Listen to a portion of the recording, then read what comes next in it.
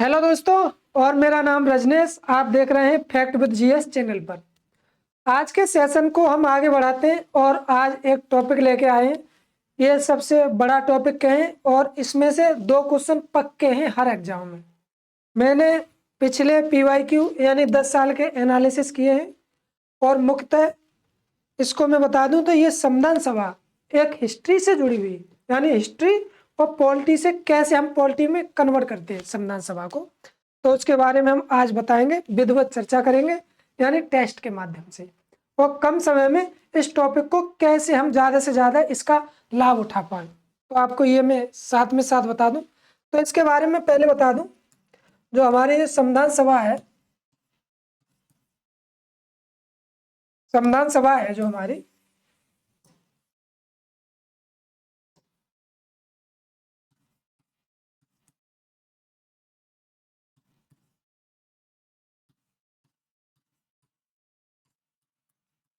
इस टॉपिक को स्टार्ट कर रहे हैं हम टेस्ट के माध्यम से।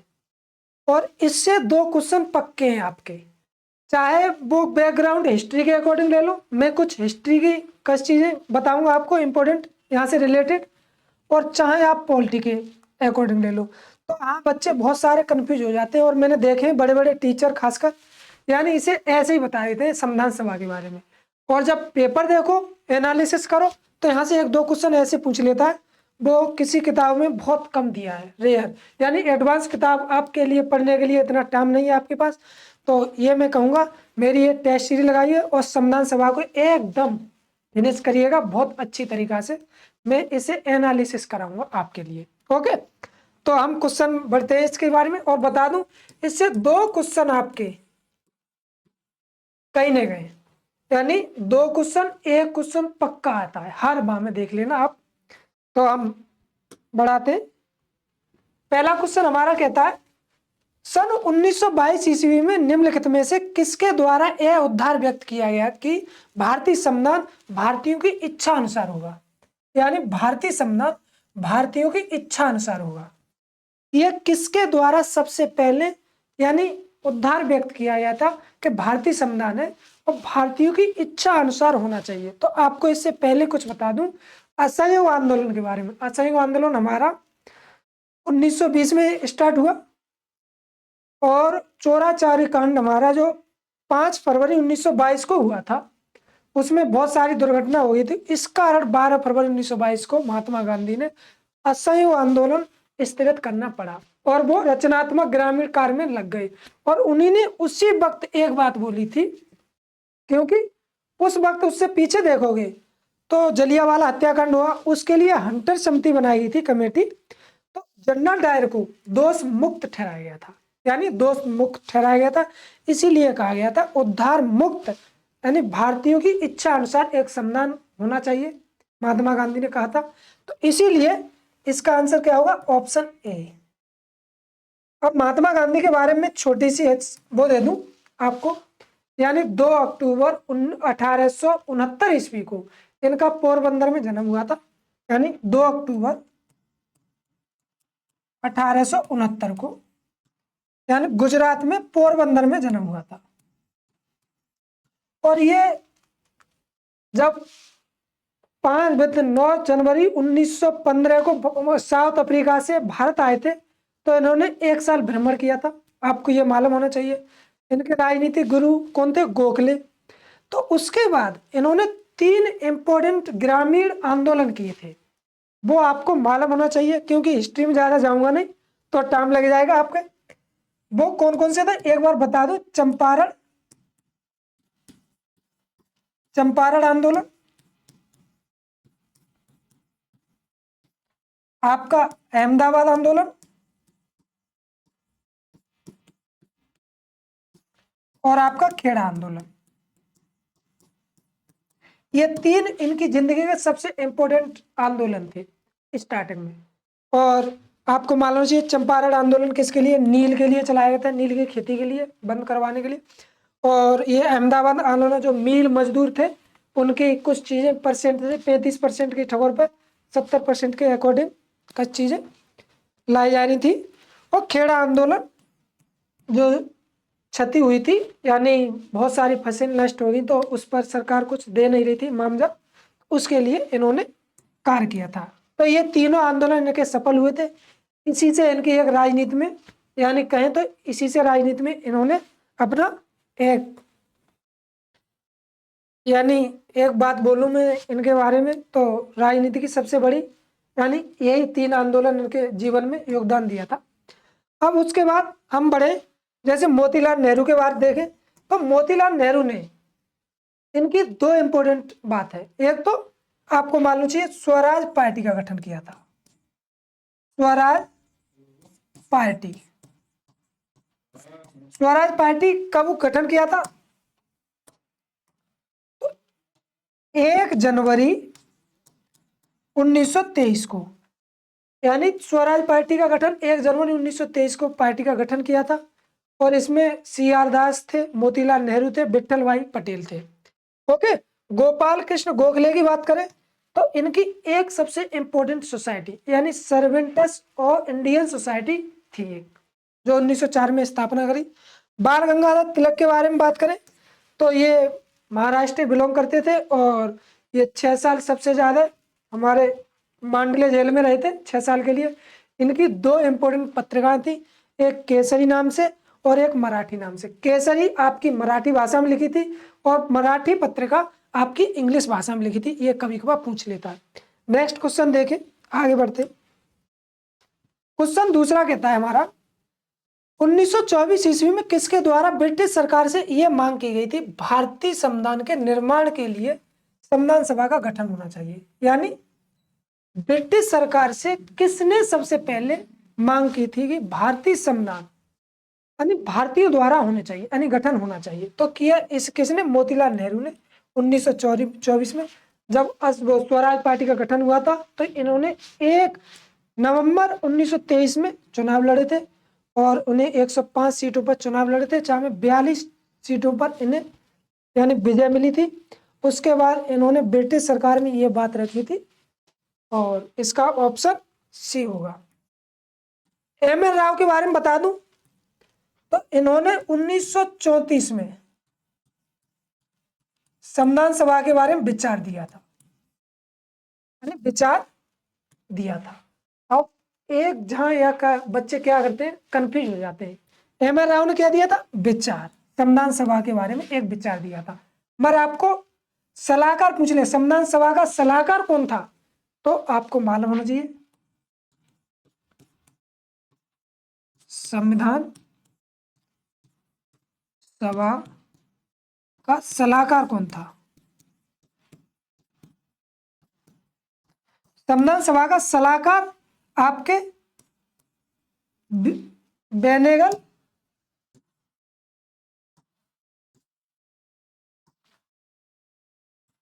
BN राव। बच्चों इसे एक बार कंफ्यूज को दूर कर लेना, क्योंकि मैंने ज्यादातर देखे तो बच्चे एक ही समझ बैठते हैं। यानी MN राव ने 1934 में विचार दिया था।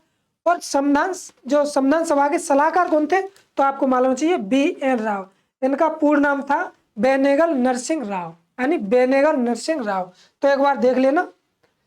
अब नेक्स्ट क्वेश्चन देखते हैं। इसके बाद संविधान सभा के विचार का औपचारिक रूप से प्रतिपादन किसके द्वारा किया है? आपको कैसे भी पूछ सकता है, आपको बस एक कॉन्सेप्ट याद होना चाहिए। तो आपको विचार के बारे में जहां बात चल जाए की जाए, तो ये विचार किसने दिया? तो मैंने बताया MN राव ने। तो इसका आंसर क्या आएगा? Option C. और सलाहकार कौन थे? तो BN राव, यानी बेनेगल नरसिंह राव सलाहकार थे। आपको मोतीलाल नेहरू के बारे में आपको मालूम होना चाहिए, स्वराज पार्टी का गठन करने में सबसे बड़ा योगदान था इनका। और जवाहरलाल नेहरू के बारे में बता दूं आपको, इनके 3 अधिवेशन इंपोर्टेंट थे। सबसे बड़े योगदान जीवन में रहा है तो जवाहरलाल नेहरू को 3 अधिवेशन में रहा है। आपको 3 अधिवेशन के बारे में मैं बता दूं, एक 1929, एक आपका 1936, एक आपका 1937। 1929 में जो लाहौर अधिवेशन हुआ था, लाहौर अधिवेशन जो कांग्रेस का लाहौर अधिवेशन हुआ था 1929 में, इसमें पूर्ण स्वराज की बात की गई, इसलिए ये सबसे ज्यादा इंपोर्टेंट है। पूर्ण स्वराज आपको पूछ सकता है कि किस अधिवेशन में पूर्ण स्वराज की बात की गई, तो लाहौर अधिवेशन में 1929 में पूर्ण स्वराज की बात की गई थी। आपको डायरेक्ट क्वेश्चन पूछ सकता है, चाहे हिस्ट्री से ले लेगा या चाहे संविधान सभा से, ऐसे पूछ सकता है पूर्ण स्वराज की बात किस अधिवेशन में की गई थी, या इसके अध्यक्ष कौन थे, या ये अध्यक्ष कहाँ हुआ था, यानी अधिवेशन कौन सी जगह हुआ था। आपको मालूम चाहिए लाहौर में हुआ था। पूर्ण स्वराज की बात की गई थी 1929 में हुआ था। 1936 में लखनऊ अधिवेशन हुआ था, लखनऊ अधिवेशन हुआ था, इसमें किसानों के बारे में बात की गई थी।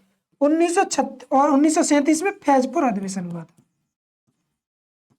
जो इंपोर्टेंट तथ्य होंगे वो ही मैं बताते चलूंगा दोस्तों, वैसी चीजें नहीं बताऊंगा मैं। ओके, नेक्स्ट क्वेश्चन देखते हैं। संविधान सभा को किसने मूर्त रूप से प्रदान किया था, यानी मूर्त रूप से, तो आपको मालूम होना चाहिए संविधान सभा को किसने मूर्त रूप से प्रदान किया था, तो यानी मोतीलाल ने, एम.एन. राव ने। ऑप्शन इसका सी होगा, यानी मूर्त रूप से किसने सबसे पहले प्रदान किया था, तो यह एम.एन. राव ने। कैसे भी आपको पूछ सकता है। नेक्स्ट क्वेश्चन, अभी जवाहरलाल नेहरू के मैंने बारे में बताया था।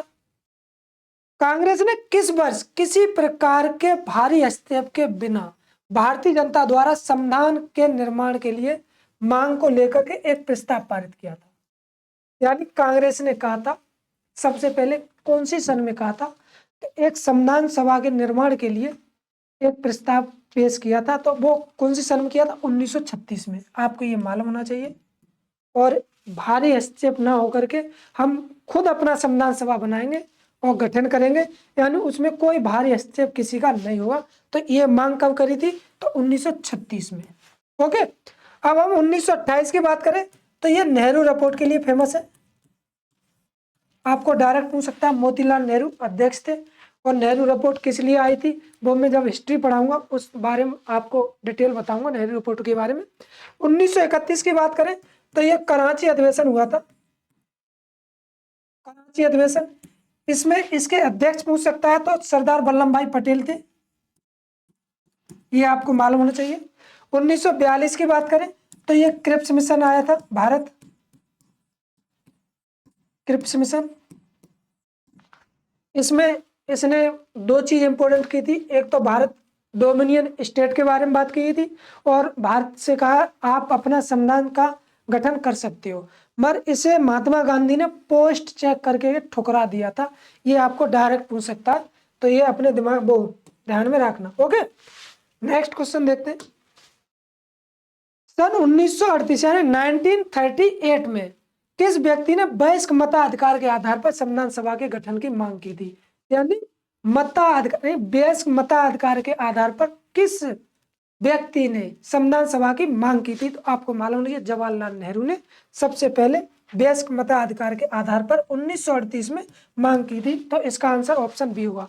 सुभाष चंद्र के बारे में बात करूं तो इनके दो इंपोर्टेंट अधिवेशन से, एक ये कभी कभार अभी 2025 में आपका बीपीएससी हुआ है, उसमें सीधा सीधा क्वेश्चन पूछ लिया था, तो कुछ बच्चों को नहीं मालूम, हालांकि मालूम थे मगर वो ये नहीं मालूम था कि त्रिपुरा अधिवेशन कब करी, यानी अध्यक्षता की इन्होंने, और हरिपुरा अधिवेशन की कब अध्यक्षता की। तो आपको मालूम होना चाहिए, एक 1938 में, 1938 में, और एक 1939 में। 1938 में हरिपुरा अधिवेशन की अध्यक्षता करी, और 1938 में 39 में त्रिपुरा अधिवेशन की अध्यक्षता करी। ये इंपॉर्टेंट है, इसलिए मैंने आपको बता दिया। कभी कभार इनके डायरेक्ट क्रम पूछ सकता है, तो आपको सन दे के पूछ सकता है कि किसकी अध्यक्षता कब की थी, तो आपको मालूम होना चाहिए। और इसी में इन्होंने एक स्थापना करी, यानी योजना आयोग बनाया था सबसे पहले, इसके अध्यक्ष जवाहरलाल नेहरू रहे थे। तो नेक्स्ट, वल्लभ भाई पटेल के बारे में आपको मैंने बताया था, कराची अधिवेशन की इन्होंने वो अध्यक्षता की 18 में 1931 में। नेक्स्ट क्वेश्चन देखें, वर्ष 1942 में किस योजना के तहत यह स्वीकार किया गया कि भारत में एक निर्वाचित संविधान सभा का गठन होगा, जो युद्ध उपरांत यानी युद्ध के बाद, ये बात क्रिप्स में यानी कैबिनेट में आपको मालूम होना चाहिए, 1942 में यह स्वीकार किया गया था भारत में एक निर्वाचित संविधान सभा का गठन होगा, जो कि युद्ध उपरांत, यानी मतलब कहने का यह है कि युद्ध के बाद यानी भारतीय एक संविधान सभा के गठन कर सकते हैं, यानी कोई भारी हस्तक्षेप नहीं होगा। तो यह क्रिप्स मिशन में यह सबसे पहले कहा गया था। क्रिप्स मिशन मालूम होना चाहिए, मार्च 1942 में आया। अब आपको बताऊं, जब सेकंड विश्व युद्ध, द्वितीय विश्व युद्ध हो रहा था, तो चर्चिल पर उसके सहयोगी मित्र राष्ट्र को दबाव पड़ रहा था, आप यानी भारत से संधि कीजिए और उन्हें यानी युद्ध में लाइए। तो इसमें इन्होंने कहा था दो बातें, एक अपना डोमिनियन स्टेट की बात की और एक संविधान सभा की बात की, आप एक संविधान सभा बना सकते हो। इसी को महात्मा गांधी ने यानी पोस्ट चेक कह करके ठुकरा दिया था। तो आपको मालूम चाहिए इसका ऑप्शन ए होगा। ओके दोस्तों, बेबल योजना के बारे में बात करूं तो बेबल योजना मई 1945 में आई थी और उस वक्त बेबल बॉयसराय थे। तो ये किस लिए आई थी आपको बता दूं, बेबल योजना में सबसे इंपोर्टेंट इन्होंने ये कहा था भारतीय संविधान के लिए 10 सदस्य चुने जाएंगे। अब 10 सदस्य, 5 सदस्य मुस्लिम लीग के होंगे और 5 सदस्य आपके राष्ट्रीय कांग्रेस यानी कांग्रेस के होंगे। तो कांग्रेस ने यह बात मान ली थी, क्योंकि हालांकि मुस्लिम लीग की तुलना कांग्रेस से की, तो यह बहुत बड़ी बात थी उस समय। तो जब दिक्कत कब आई, जब 5 सदस्य चुने गए तो कांग्रेस से 2 सदस्य मुस्लिम चुने गए थे। वो 2 सदस्य थे, एक खान अब्दुल गफ्फार खान, एक मौलाना अब्दुल गफ्फार खान थे। तो 2 सदस्य, इस पर जिन्ना ने आपत्ति जताई, क्योंकि मुस्लिम लीग ही मुस्लिम व्यक्ति को चुन सकती है। इसीलिए हम कहते हैं शिमला समझौता। शिमला समझौता कब हुआ था, तो आपको याद होना चाहिए 1945 में। इसी पर जिन्ना ने वीटो का सबसे पहले प्रयोग किया था, ये आपको मालूम होना चाहिए। कैबिनेट मिशन की बात करें तो यह मार्च 1946 को आया था। मार्च 1946 को कैबिनेट मिशन आया था। इसमें 3 सदस्य आए थे, वो आगे चल के मैं बताऊं। माउंट बेटन योजना, इसे डिक्की योजना के नाम से भी जाना जाता है, ये 1947 में आई थी, जिसमें भारत पाकिस्तान को एक अलग यानी राज्य के बारे में चर्चा बात की गई और स्वतंत्र घोषणा भी की थी। ओके, नेक्स्ट क्वेश्चन देखते हैं। संविधान सभा के गठन की मांग सर्वप्रथम 1895 में किसके द्वारा प्रस्तुत की गई थी, तो आपको मालूम चाहिए सबसे पहले संविधान सभा के गठन की मांग यानी तिलक जी ने की थी। तो इसका आंसर बाल गंगाधर तिलक। अब बाल गंगाधर तिलक के बारे में बताऊं मैं, तो अप्रैल 1916 में होम रूल आंदोलन की स्थापना हुई। डायरेक्ट पूछ सकता है दोस्तों, होम रूल आंदोलन की स्थापना की। तो इसमें इन्होंने की 2 पत्रिकाएं सबसे इंपोर्टेंट थी। 2 पत्रिकाएं कौन कौन सी थी आपको मालूम चाहिए, एक केसरी और एक मराठी। मैं इसलिए बता रहा हूं, यहां से डायरेक्ट पूछ सकता है, इनकी पत्रिकाओं के नाम पूछ सकता है या किस में लिखी गई। तो केसरी आपकी मराठी भाषा में लिखी गई थी और मराठी आपकी अंग्रेजी भाषा में लिखी गई थी। ये याद कर लेना और लिख लेना। ओके दोस्तों, बी.आर. अम्बेडकर के बारे में बताएं तो ये प्रारूप समिति के अध्यक्ष रहे थे। 29 अगस्त 1947 में जो प्रारूप समिति का सबसे बड़ा योगदान रहा है संविधान के लिए, संविधान निर्माण के लिए। और आपके नेहरू के बारे में मैंने बताया था, इनके 3 सबसे बड़े, और प्रारूप समिति की जांच परख के लिए इन्होंने ये अध्यक्ष रहे थे, जांच परख के लिए। और इन्होंने उद्देश्य का प्रस्ताव यानी संविधान सभा में प्रस्तुत किया था। नेक्स्ट क्वेश्चन देखें, भारत की संविधान सभा गठित करने का आधार क्या था, यानी बेस क्या था। तो आपको मालूम होना चाहिए भारत की जो संविधान सभा का गठन करने का आधार क्या था। तो ये कैबिनेट मिशन 1946 में जो 1946 में मार्च 1947 में आया था, वो सॉरी यानी 46 में आया था कैबिनेट मिशन। उसी के आधार पर संविधान सभा का गठन हुआ था। और पहला अधिवेशन कब हुआ था, तो आपको मालूम है 9 दिसंबर 1946 को पहला संविधान सभा का गठन हुआ था। उसकी अस्थायी अध्यक्षता किसने की थी, तो सच्चिदानंद सिन्हा ने सबसे पहले इसकी वो की थी अध्यक्षता। और इसके बारे में मैं बताऊं तो अब जैसे कैबिनेट मिशन, इसका ऑप्शन होगा ऑप्शन बी। इसमें 3 सदस्य आए थे आपके पैथिक लॉरेंस, ये अध्यक्ष था, पैथिक लॉरेंस अध्यक्ष था, ये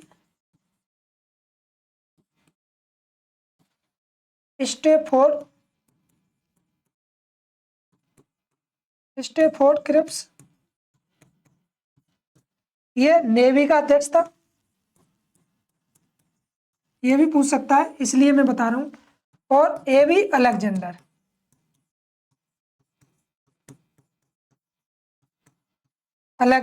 ये यानी व्यापारी अध्यक्ष था, व्यापार का। ओके दोस्तों, एक बार देख सकते हो कैबिनेट मिशन में ये 3 सदस्य आए थे। उसी वक्त वहां जाकर के जब ब्रिटिश पार्लियामेंट यानी वहां सत्ता पलटवार हुआ था, तो वहां कंजर्वेटिव पार्टी की जगह लेबर पार्टी की सत्ता आई थी और वो पीएम थे चर्चिल की जगह क्लाइमेट इटली। तो उसने घोषणा की थी, उसी वक्त कैबिनेट मिशन भारत आया था और ये बात की गई थी। इसी के माध्यम से संविधान सभा के गठन की यानी संविधान सभा के गठन के स्टार्ट हुआ था। देखो नेक्स्ट क्वेश्चन हमारा कहता है भारत की संविधान सभा किसके अनुसार गठित की गई थी। आपको कैसे भी पूछ सकता है, तो आपको मालूम होना चाहिए कैबिनेट मिशन के अकॉर्डिंग, यानी ऑप्शन डी। माउंटबेटन योजना 1947 में आई थी, इसने स्वतंत्रता की बात की थी। और साइमन आयोग प्रस्ताव, जो साइमन आयोग प्रस्ताव, ये 1928 में, फरवरी 1928 में ये मुंबई के तट पर उतरा था और इसमें 7 सदस्य अंग्रेज थे। इसी पर भारतीयों ने इस पर आपत्ति जताई और बहुत सारे विद्रोह जगह जगह हुए थे प्रांतों में। इसलिए क्रिप्स प्रस्ताव की बात करें तो आपको मैंने बताया था। नेक्स्ट क्वेश्चन देखें, सन 1936 में भारतीय राष्ट्रीय कांग्रेस द्वारा संविधान सभा के गठन की मांग कहां पर की गई थी। तो देखो सबसे पहले फैजपुर में, 1936 में फैजपुर अधिवेशन में संविधान सभा के गठन की मांग की गई थी सबसे पहले। कानपुर अधिवेशन में बात की जाए तो आपको मालूम चाहिए 1925 में कानपुर अधिवेशन हुआ। प्रथम भारतीय महिला अध्यक्ष कौन थी, तो सरोजिनी नायडू यही थी प्रथम भारतीय। ये पूछ सकता है आपको, प्रथम भारतीय महिला अध्यक्ष,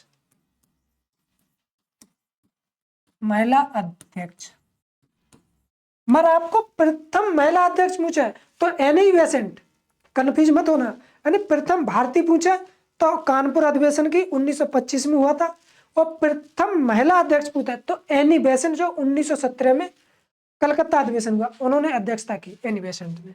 मुंबई की बात करें तो 1885 में कांग्रेस की स्थापना A.O. हुम की सलाह पर हुई थी, जिसके प्रथम अध्यक्ष व्योमेश चंद्र बनर्जी थे और ये कल मुंबई में हुई थी। 72 प्रतिनिधियों ने इनमें भाग लिया था। लाहौर अधिवेशन आपको पता होना चाहिए, पूर्ण स्वराज की बात की गई थी इसमें, इसलिए बेर बेर दोहरा रहा हूं मैं दोस्तों कि आपको एक कॉन्सेप्ट और फैक्ट ये मालूम चलते रहे, तो अपने अपने दिमाग में माइंड में एक एक बार ये बोल लिया करो। तो इससे क्या होता है, रिवीजन अच्छा होता है और वहाँ क्वेश्चन डायरेक्ट आएगा तो आप टाइम खराब नहीं करोगे। कैबिनेट मिशन योजना के अनुसार संविधान सभा में कुल कितने सदस्य थे, तो आपको इसके बारे में मालूम चाहिए। कैबिनेट मिशन के अकॉर्डिंग संविधान सभा में 389 सदस्य थे। टोटल कितने थे, टोटल 389 सदस्य थे। अब 389 में 292 सदस्य आपके ब्रिटिश प्रांतों से थे,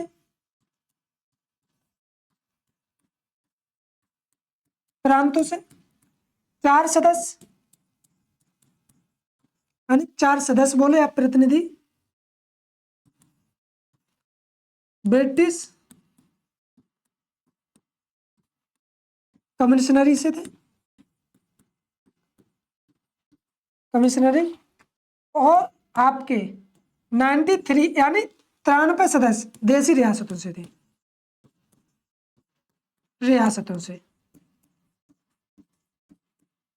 यानी देशी रियासतों से थे। यानी टोटल कितने थे, 389 थे। तो इसका आंसर क्या होगा, ऑप्शन ए। अब आपको कैसे भी पूछ सकता है, यानी आपके ब्रिटिश प्रांतों के सदस्य 292।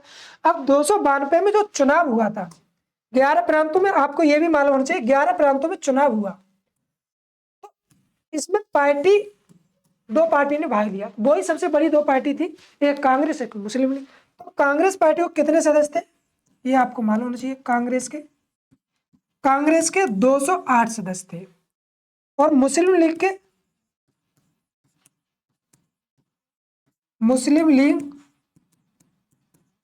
73 सदस्य थे। और अन्य सदस्य जो कम्युनिस्ट पार्टी छोटी छोटी पार्टी थी, अन्य सदस्य की बात करें तो 15। ये कैसे भी पूछ सकता है, स्टेटमेंट ऐसे भी डाल सकता है, स्टेटमेंट आपको ऐसे भी डाल सकता है। आप एकदम प्रिपेयर्ड होने चाहिए एग्जाम के लिए, इसीलिए मैं यहाँ डिटेल इसलिए बता रहा हूँ। तो आप ये ना कहना कि सर ये टाइम ज़्यादा ले रहे हैं, इसलिए मैं यहाँ, क्योंकि यहाँ से क्वेश्चन बनने के चांस है, इसलिए मैंने आपको एक इसके बारे में एक डिटेल बताई। तो आप इसका स्क्रीनशॉट भी ले सकते हो। नेक्स्ट क्वेश्चन देखें।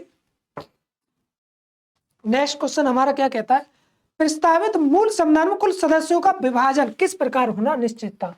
देखो आ गया क्वेश्चन, नहीं आ गया।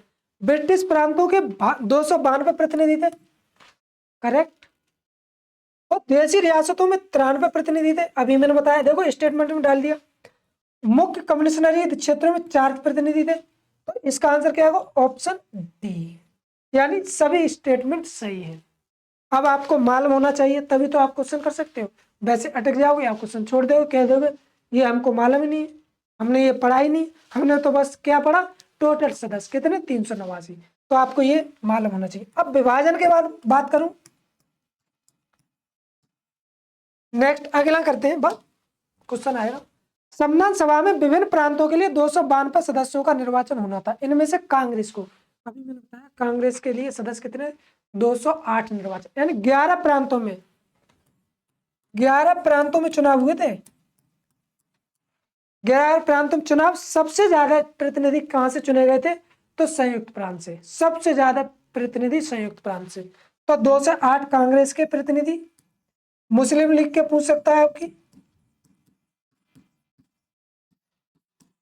आपको मालूम होना चाहिए, मुस्लिम लीग के तो 73 सदस्य, और अन्य भी पूछ सकता है छोटी छोटी पार्टियों में तो 15 प्रतिनिधि, ये आपको कैसे भी पूछ सकता है। और सबसे ज्यादा कहां चुने गए थे, तो संयुक्त प्रांत में, संयुक्त प्रांतों में कितने सदस्य थे, 55 सदस्य चुने गए थे। यह भी एक आपको याद होना चाहिए, क्योंकि कैसे भी आयोग पूछ सकता है, इसलिए हम 2026 में आपको एक नए अंदाज में बता रहे हैं, फुल डिटेल। आयोग कहीं भी जा सकता है, क्योंकि आजकल आयोग ज्यादा भटकने के चांस है, तो आप ना भटके। पुनर्गठित यानी पुनर्गठन के फलस्वरूप वर्ष 1947 संविधान सभा के सदस्यों की संख्या कितनी थी। यानी ये क्वेश्चन कहना चाह रहा है, यानी विभाजन के बाद कितने सदस्य संविधान सभा में बचे, तो आपको मालूम होना चाहिए विभाजन के बाद 299 सदस्य बचे। इसमें से कांग्रेस के कितने थे, तो 229 कांग्रेस के थे, और आपके 70 रियासतों के थे। ये आपको मालूम होना चाहिए। तो इसका आंसर क्या होगा, 299, ऑप्शन बी। नेक्स्ट क्वेश्चन देखते हैं। संविधान सभा में देशी रियासतों के लिए कितने प्रतिनिधि थे, तो अभी मैंने बताया 70 प्रतिनिधि, यानी विभाजन के बाद 70 प्रतिनिधि, और कांग्रेस के 229 प्रतिनिधि, और टोटल विभाजन के बाद तो 299 सदस्य बचे थे। ये आपको मालूम होना चाहिए। नेक्स्ट क्वेश्चन देखिए, इसमें पुनर्गठित संविधान सभा में विभिन्न प्रांतों के लिए कितने प्रतिनिधि थे, यानी विभिन्न प्रांतों में, तो कैसे भी क्वेश्चन पूछ सकता, आप प्रिपेयर्ड होने चाहिए हर तरीका से। यानी 229 टोटल विभाजन के बाद तो 299, देशी रियासतों में 70 सदस्य, तो आपको ये मालूम होना चाहिए। नेक्स्ट क्वेश्चन, कैबिनेट मिशन योजना के अंतर्गत संविधान सभा यानी निर्मात्री परिषद में प्रत्येक प्रांत की आवंटित सदस्य संख्या निर्धारित की गई थी, यानी कितनी सदस्य संख्या पर एक प्रतिनिधि चुना जाएगा, तो आपको मालूम होना चाहिए 10 लाख सदस्य पर, यानी जनसंख्या पर एक प्रतिनिधि चुना जाएगा। तो इसका आंसर क्या होगा, ऑप्शन बी, यानी 10 लाख जनसंख्या पर एक प्रतिनिधि चुना जाएगा। उस वक्त देखें तो टोटल पॉपुलेशन कितनी थी उस टाइम, 43 करोड़ के समथिंग थी। तो 10 लाख पर एक प्रतिनिधि चुना जाएगा आपको, और ये चुन करके संविधान सभा में जाएगा अप्रत्यक्ष रूप से एकल संक्रमणी मत प्रणाली द्वारा। नेक्स्ट क्वेश्चन, यहाँ हम ज्यादा टाइम नहीं लेंगे। संविधान सभा के सदस्यों को निम्न में से किसने प्रत्यक्ष रूप से निर्वाचित किया? तो आपको मालूम चाहिए, यानी प्रांतों से निर्वाचित होके आए थे प्रत्यक्ष रूप से, और ये संविधान सभा में गए थे अप्रत्यक्ष रूप से। तो आपको मालूम है प्रांतों की विधानसभा से चुनकर कैसे आए थे? प्रत्यक्ष रूप से। यानी इसका आंसर क्या होगा? Option A. नेक्स्ट क्वेश्चन देखें, संविधान सभा में किस प्रांत का प्रतिनिधि यानी प्रतिनिधित्व सबसे अधिक था? तो आपको मैंने बताया संयुक्त प्रांत का सबसे ज्यादा प्रतिनिधित्व था। कितनी सदस्य थे? तो 55। ये आपको मालूम चाहिए, यानी ऑप्शन डी। सबसे कम भी पूछ सकता है, तो इसमें चेन्नई, इसके कितने थे? 2 प्रतिनिधि, यानी कम सदस्य और अधिक। नेक्स्ट देखिए क्वेश्चन, संविधान सभा में किस देशी रियासतों के प्रतिनिधि ने भाग नहीं लिया था? देखो उस वक्त देशी रियासतों का मतलब क्या था? अब वहां महाराजों राजों का शासन था, वो अपने हिसाब से प्रतिनिधि चुनते थे। तो उसमें एक थी हैदराबाद देशी रियासत, उसने किसी भी संविधान सभा में भाग नहीं लिया था। तो उसमें क्या होगा? ओनली सी ऑप्शन इसका आंसर होगा। नेक्स्ट क्वेश्चन देखिए, बी.आर. अम्बेडकर का संविधान सभा में निर्वाचन हुआ था। तो आपको मालूम होना चाहिए बी.आर. अम्बेडकर का निर्वाचन कहां से हुआ था? तो पश्चिम बंगाल से, यानी पश्चिम बंगाल से सबसे पहले निर्वाचन हुआ था इनका। और संयुक्त प्रांत से ये भी पूछ सकता है, संयुक्त प्रांत से किसका हुआ निर्वाचन? तो नेहरू जी का। इसलिए बता रहा हूं, ये इंपॉर्टेंट है, इसलिए आपको मैं बता। नेक्स्ट क्वेश्चन कहता है, मुस्लिम लीग ने किस कारण संविधान सभा का बहिष्कार किया था? तो मुस्लिम लीग ने किस कारण संविधान सभा का बहिष्कार किया? तो आपको मालूम है जिन्ना की, यानी मुस्लिम लीग की ये कहावत थी, हम अपना संविधान सभा यानी संविधान एक अलग बनाएंगे, भारत से अलग बनाएंगे, इसलिए उसने बहिष्कार किया था। तो आपको मालूम चाहिए मुस्लिम लीग संविधान सभा का अध्यक्ष किसी मुस्लिम को बनाना चाहती, ऐसी कोई बात नहीं थी। मुस्लिम लीग को संविधान सभा में उचित प्रतिनिधि नहीं मिले, नहीं। कितने प्रतिनिधि थे? 73 प्रतिनिधि थे। ऐसी कोई बात नहीं थी। मुस्लिम लीग मुसलमानों के लिए एक अलग संविधान सभा बनाना चाहती थी, इसलिए जिन्ना ने सबसे पहले इसका बहिष्कार किया था। 9 अगस्त 1946 जो 9 दिसंबर 1946 को जो संविधान सभा पहली बैठक हुई थी, उसका बहिष्कार किस लिए किया था? एक अलग संविधान सभा के गठन के लिए इसने बहिष्कार किया था। तो इसका आंसर क्या होगा? Option C. नेक्स्ट क्वेश्चन देखिए दोस्तों, संविधान सभा का चुनाव निम्न में से किस आधार पर हुआ, यानी किस आधार पर तय हुआ संविधान सभा का चुनाव? तो आपको मालूम होना चाहिए, यानी समान मताधिकार के नहीं, वर्गीय मताधिकार के अकॉर्डिंग। यानी इसका आंसर क्या? क्योंकि देखो देशी रियासतों के सदस्य थे, मुस्लिम लीग के सदस्य थे, और देखो हिंदू, सिख, यूरोपी, ईसाई, तो कैसे वर्गीय मताधिकार के अकॉर्डिंग संविधान सभा में जो निर्वाचन हुआ था, तो वो कैसे वर्गीय मताधिकार के अकॉर्डिंग। तो इसका आंसर क्या होगा? Option D. आपको ये मालूम होना चाहिए। दोस्तों एंजॉय लेते रहे और टेस्ट करते रहे, इससे आपको एक अपनी नॉलेज भी मालूम पड़ेगी। कोई भी किताब उठा लो, मैं आपको 2 शब्द बताऊं, कोई भी किताब उठा लो, आप उसको पकड़े और मेरी पहले प्रैक्टिस सेट लगा लो और उस किताब को उठा के पढ़ लो अच्छी तरह से। आपका क्वेश्चन कैसा भी बना दे आएगा, यानी आपसे बच के नहीं जाएगा, ये मेरा दावा है। और जितनी भी डिटेल होगी, फैक्ट होंगे, जो एडवांस बुक नहीं पढ़ पाओगे तुम इतने थोड़े टाइम में, तो मैं इसीलिए टेस्ट के माध्यम से सारे जितने भी इंपॉर्टेंट फैक्ट हैं या कॉन्सेप्ट में, वो सारी चीजें मैं आपको एक जगह स्तर करके दूंगा। बस आप एक कॉपी पेन जहाँ इंपॉर्टेंट चीज लगे वो नोट जरूर कर लिया करो। इससे क्या होता, बार बार से बचोगे और बार बार रिवीजन करने से आपकी एक स्मार्ट स्टडी, इसे ही तो कहते हैं बार बार रिवीजन करने के लिए। नेक्स्ट क्वेश्चन देखें, संविधान सभा के सदस्य प्रतिनिधि थे तो अप्रत्यक्ष, जनता द्वारा अप्रत्यक्ष निर्वाचन, इसका क्या होगा? ऑप्शन डी, वो बी, सॉरी। नेक्स्ट क्वेश्चन देखें, भारतीय संविधान निर्वात्री सभा यानी प्रांतों की जनता द्वारा चुनी गई थी, प्रांतीय विधानसभाओं द्वारा परोक्ष रूप से। तो परोक्ष का मतलब क्या है? Indirect, indirect. तो परोक्ष रूप से अनुपातिक प्रतिनिधित्व प्रणाली के द्वारा। तो इसका आंसर क्या होगा? ऑप्शन बी, यानी परोक्ष रूप से, यानी संविधान सभा में सदस्य चुन के गए थे। ओके दोस्तों, तो आपको ये मालूम होना चाहिए। नेक्स्ट क्वेश्चन देखें, भारतीय संविधान को किसने बनाया? तो किसने बनाया आप एक कॉमन लगा सकते हैं, यानी माइंड एक एक आप देख सकते हो गैस करके। तो संविधान सभा किस लिए बनी थी? यानी संविधान बनाने के लिए संविधान सभा का गठन किया गया था और ये चली थी। तो इसमें आप ऑप्शन ए होगा। नेक्स्ट क्वेश्चन देखिए, संविधान सभा के लिए चुनाव कब संपन्न हुए? तो मैंने आपको बताया 1946 में स्टार्ट हुए। पहले 9 दिसंबर, आपको बता दूं 9 दिसंबर 1946 इसके जो संविधान सभा का पहला गठन यानी पहला बात करी जाए तो पहली सभा कब हुई थी? 9 दिसंबर 1946 को। इसके अस्थायी अध्यक्ष की बात करें तो ये आपको मालूम होना चाहिए, सच्चिदानंद सिन्हा थे। सच्चिदानंद सिन्हा थे। उसके बाद 11 दिसंबर 1946 को स्थायी समिति बैठी, यानी स्थायी अध्यक्ष पूछ सकता है आपको। तो आपको मालूम होना चाहिए स्थायी अध्यक्ष कितने थे? तो डॉक्टर राजेंद्र प्रसाद।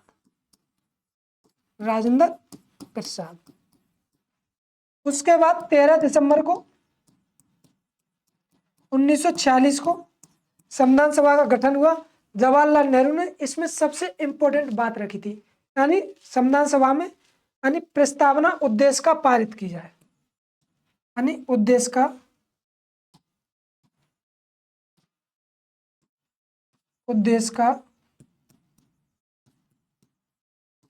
प्रस्ताव की बात की गई, यानी चर्चा की गई थी। और इसे स्वीकृति कब मिली थी उद्देश्य का प्रस्ताव को? तो 22 जनवरी 1947 में इसे स्वीकृति मिली थी। यदि क्वेश्चन आयोग हार्ड बनाना चाहता है तो ये पूछ सकता है डायरेक्ट आपको। नेक्स्ट क्वेश्चन देखें, इसके बाद भारतीय संविधान सभा की स्थापना कब हुई? तो मैंने बताया था 9 दिसंबर 1946 को। इसके अस्थायी अध्यक्ष सच्चिदानंद सिन्हा थे और आपको स्थायी अध्यक्ष की बात बताएं तो डॉक्टर राजेंद्र प्रसाद थे। ओके, नेक्स्ट क्वेश्चन देखते हैं, संविधान सभा का प्रथम अधिवेशन कहाँ हुआ था? तो आपको मैंने बताया था प्रथम अधिवेशन आपका दिल्ली में हुआ था, मालूम होना चाहिए। प्रथम अधिवेशन दिल्ली में हुआ और 284 सदस्य शामिल हुए थे इसमें। इसी को जनता ने बहिष्कार किया था सबसे पहले।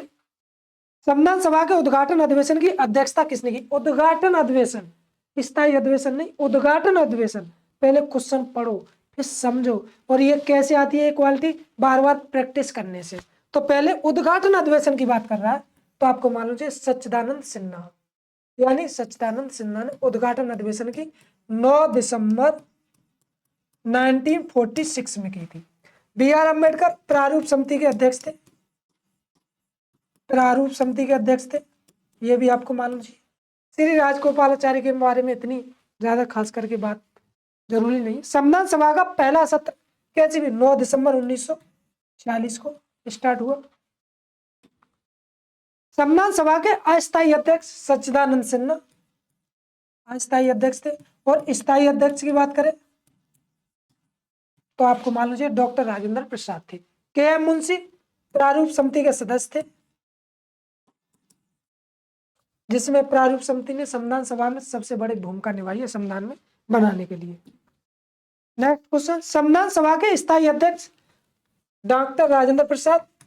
इसलिए मैं जहां जल्दी बता रहा हूं जल्दी क्योंकि ये क्वेश्चन रिपीटेड है, तो इसलिए आपको यहाँ रुकने की कोई जरूरत नहीं है आवश्यक।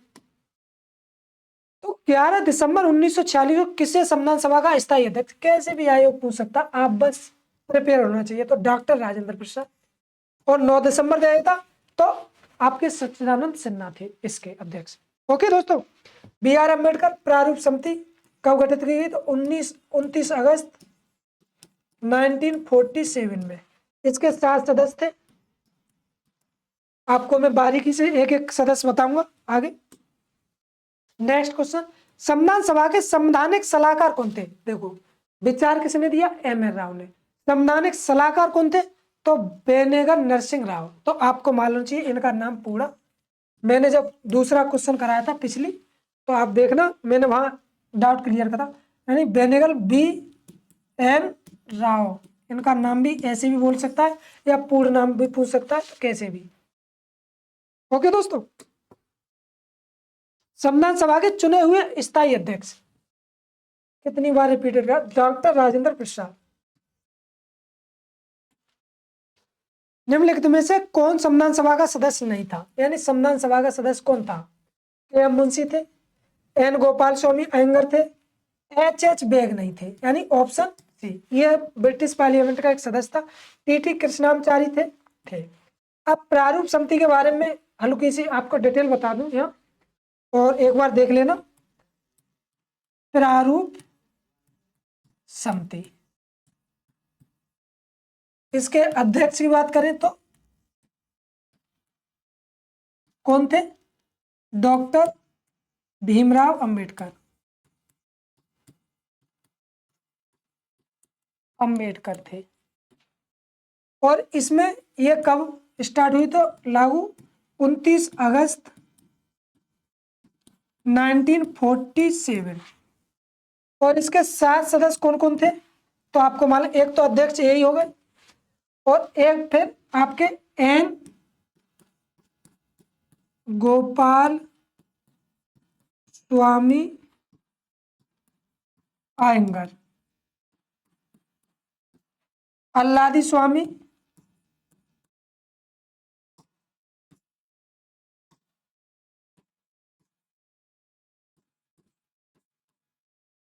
अल्लादी स्वामी अय्यर, के.एम. मुंशी,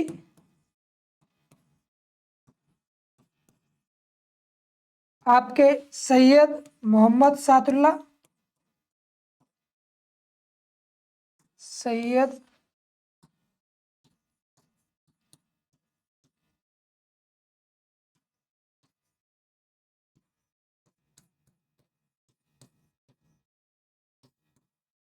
सादुल्लाह